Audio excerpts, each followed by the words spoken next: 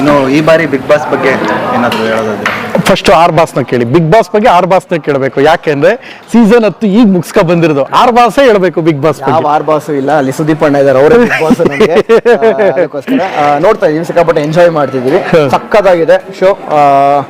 ಎಲ್ಲ ಕಂಟೆಸ್ಟೆಂಟ್ಸ್ ಸಕ್ಕತ್ತಾಗಿ ಆಡ್ತಿದ್ದಾರೆ. ಎಲ್ರಿಗೂ ಆಲ್ ದಿ ಬೆಸ್ಟ್, ಹುಷಾರಾಗಿ ಆಡಲಿ. ಯಾಕಂದ್ರೆ ನೀನು ಫಿನಾಲೆ ಹತ್ತತ್ರ ಬರ್ತಿದ್ದಾರೆ. ಯಾರು ಮನಸ್ತಾಪಗಳಾಗಲಿ ಮಾತುಗಳಾಗಲಿ ಅದು ಬೇರೆ ಬೇರೆ ರೀತಿಲಿ ಹೋಗೋದು ಬೇಡ. ಒಳ್ಳೆ ಹೆಲ್ತಿ ಕಾಂಪಿಟೇಷನ್ಸ್ ಆಗಲಿ. ಯಾರು ಕಪ್ಪೆತ್ತಿದ್ರು ನಮ್ಮವ್ರು ಕಪ್ಪೆತ್ತಿದಂಗೆ, ನಮ್ಮ ಕನ್ನಡದವರೇ ಕಪ್ಪೆತ್ತಿದಂಗೆ ಖುಷಿ ಆಗುತ್ತೆ. ಅಲ್ಲ, ಈ ಬಾರಿ ಹನುಮಂತ್ ಅವರು ಗೆಲ್ತಾರೆ ಅಂತ ತುಂಬಾ ಜನ ಹೇಳ್ತಾ ಇದ್ದಾರೆ.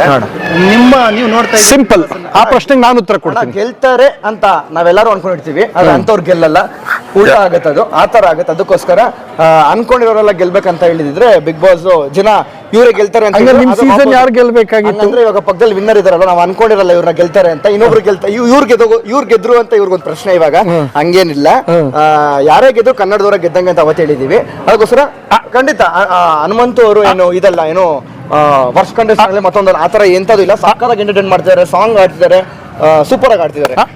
ಅಣ್ಣ ಸಕ್ಕತ್ ಆಕ್ಟಿಂಗ್ ಮಾಡ್ತೆ ಕಣಣ, ಕಲಾವಿದ ಕಣಣ. ನಾನ್ ಸಿನಿಮಾ ಮಾಡಿಲ್ಲ ಅಣ್ಣ, ನೀವು ಸಿನಿಮಾ ಮಾಡಿ ಆಕ್ಟಿಂಗ್ ಮಾಡ್ತೀವಿ. ಆಯ್ತು.